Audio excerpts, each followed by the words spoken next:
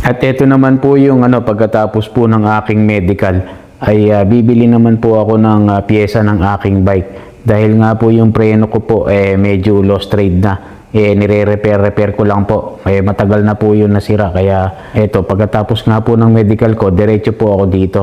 Bali magkatabi lang po ito ng Mart or Mart 1. Pagka galing po kayo ng town ay mauuna po ito. Medyo sumobra lang po yung pagbaba sa akin ng taxi.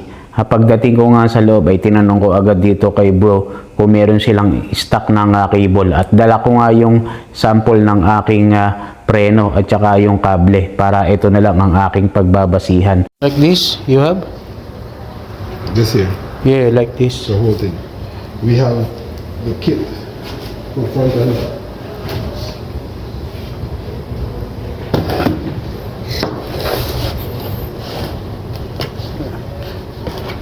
What's wrong with this one? Yeah, that lost trade, yeah.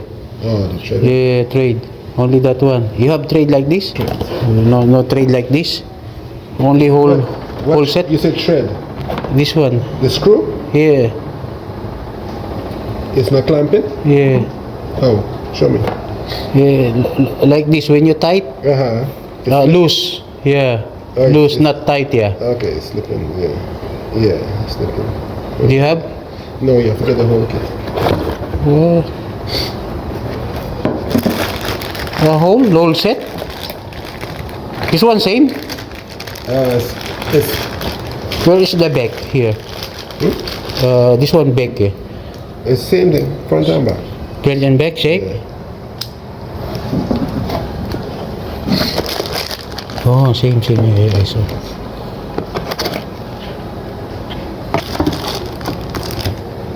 How much this here? 17. 79. No discount. Me the want to buy. Remember the tire and the pump. I can't give Yeah. discount on it. Give me discount. Yeah. I can't give discount on it. I can't give discount on it. And this one do you have like this? Sir? Yeah. What do you want?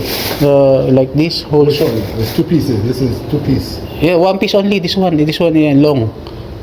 At nang kumuha na nga siya ng cable, tinanong ko kay bro kung magkano ang isang cable wire na pang preno. How much this, brother? This one. $5. No discount. Give me discount, yeah. I can't discount it. Just exact $80 everything, yeah. Yeah? Yeah, because I need only that brakes, but Uh-huh. yeah, but the front is good, yeah. Give me discount, brother. At yun nga, nagkasundo naman kami ni bro. Binigay niya naman sa akin ng $80 lahat. Kasama na yung cable. Kaya uuwi na ako. Naabutan nga ako ng ulan dyan. Kaya sumilong muna ako dito sa may pinaka tent na maliit na may grocery sa harapan. Kaya ito, tingnan niyo po yung bilihin nilang sapatos. Tig $60 po yan ang bawat isa. Kaya ito, na window shopping muna saglit. Dahil nga po umaambon yan, kaya nakisilong ako dito sa may tent po. Dahil nga po bago magtanghali, kakain po muna ako. At nung nahinto na nga po yung ulan, ayun, umalis na nga po ako agad. At pumunta na nga po ako dun sa may Chinese restaurant na kinakainan ko nga po. Dahil yun nga lang po ang pinakamura dito na restaurant. At the rest na po, halos karamihan, medyo may pricey na po. Alam niyo naman po tayo, nagtitipid lang, pang budget meal.